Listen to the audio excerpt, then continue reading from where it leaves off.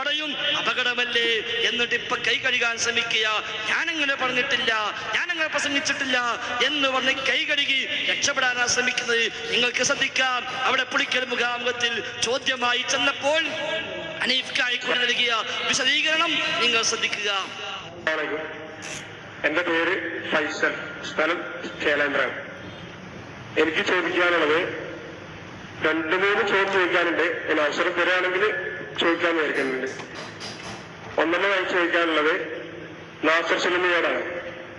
ഇപ്പൊ ഇവിടെ കുറച്ചു മുമ്പ് പറഞ്ഞു റഖീബ് അത്തീഫിന്റെ വിഷയം. റഖീബ് അത്തീഫിന്റെ വിഷയം നാസർ സുലൈമി പറഞ്ഞു, കായക്കൊടിയും പറഞ്ഞു. അതില് റഖീബ് അത്തീഫ് വിശേഷമുള്ള മലക്കിനോട് ഞാൻ ഇവിടുന്ന് വിളിച്ച് ദുആ ചെയ്താല് ആ ദുആ റഖീബ് അത്തീഫ് വിശേഷമുള്ള മലക്ക് കേൾക്കോ കേൾക്കൂലെ? ആ ചോദ്യത്തിന് ഉത്തരം പറയാം. കേൾക്കുമെങ്കിൽ കേൾക്കുന്നു നാസർ സുലൈമി ഉത്തരം പറയാം, കേൾക്കൂലെങ്കിൽ കേൾക്കൂല എന്ന് നാസർ സുലൈമി ഉത്തരം പറയാം. അപ്പോ അതിനുള്ള ഉപചോദ്യം എനിക്ക് ചോദിക്കാനുണ്ട്. നേരത്തെ തന്നെ പറഞ്ഞതാണല്ലോ കേൾക്കും. പിന്നെ ആ ചോദ്യം ചോദിക്കേണ്ട ആവശ്യമില്ല. കേൾക്കുന്നാണല്ലോ നിങ്ങൾ പറഞ്ഞത് എന്ന് പറഞ്ഞിട്ട് ചോദിച്ചാൽ മതി. റഖീബ് അതീദിനെ വിളിച്ചാൽ കേൾക്കും, റഖീബ് ദുആ കേൾക്കും, മലക്കുകൾ ദുആ കേൾക്കും, അതേപോലെ തന്നെ ജിന്നുകൾ ദുആ കേൾക്കും. പച്ചയായി പറഞ്ഞു, മലക്ക് ദുആ കേൾക്കും, ജിന്ന് ദുആ കേൾക്കും. എന്താ ഇതിൽ അപകടം? കേവലമായ ദുആയുടെ വചനം കേൾക്കുമെന്നാണോ? ഒരിക്കലുമല്ല. എന്തുകൊണ്ട്? ആ ചോദ്യം വരാൻ പശ്ചാത്തലമുണ്ട്.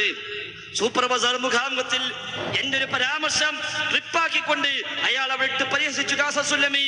റഖീബ് അതീദ് അടക്കമുള്ള മലക്കുകൾ ദുആ കേൾക്കില്ല, ബാഹ്യമായ വിളി കേട്ടേക്കാം. കാരണം ദുആ ഖൽബിൽ നിന്നാണ്, അത് കേൾക്കാൻ റബ്ബിനെ കഴിയൂ എന്ന് ഞാൻ അവിടെ വിശദീകരിച്ചു.